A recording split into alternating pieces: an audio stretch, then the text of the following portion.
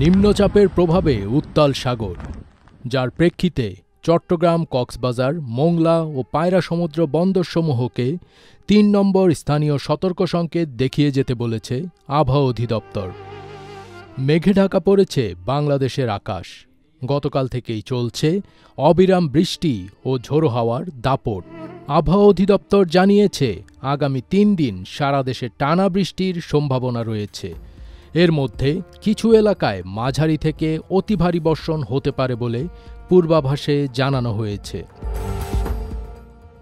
আগামী ৪৮ ঘন্টার মধ্যে এই ভারী বৃষ্টি থেকে অতি ভারী বৃষ্টি অব্যাহত থাকতে পারে এবং এই অতি ভারী বৃষ্টিপাতের কারণে বিশেষ করে চট্টগ্রাম বিভাগের চট্টগ্রাম, খাগড়াছড়ি, রাঙ্গামাটি, বান্দরবান, কক্সবাজার এইসব এলাকার পাহাড়ি এলাকায় ভূমিধসের সম্ভাবনা রয়েছে।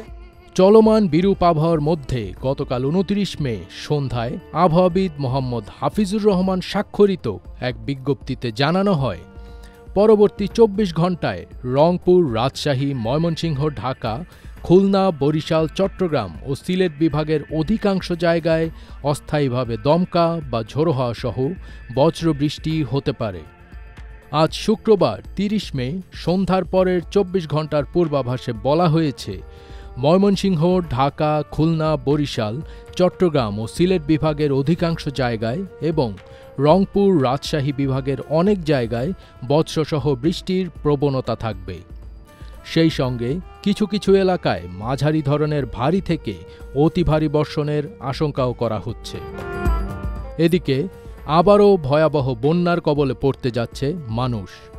ইতিমধ্যেই তলিয়েছে বিস্তীর্ণ এলাকা। রাজধানী ঢাকায়ও অবিরাম বৃষ্টি ও জলাবদ্ধতায় ভোগান্তিতে পড়েছেন বাসিন্দারা। গভীর নিম্নচাপের কারণে উপকূলীয় জেলা ও চরাঞ্চলে ৪ ফুটের অধিক উচ্চতার জলোচ্ছ্বাস হতে পারে। গতকাল এমনই পূর্বাভাস দিয়েছে আবহাওয়া অফিস।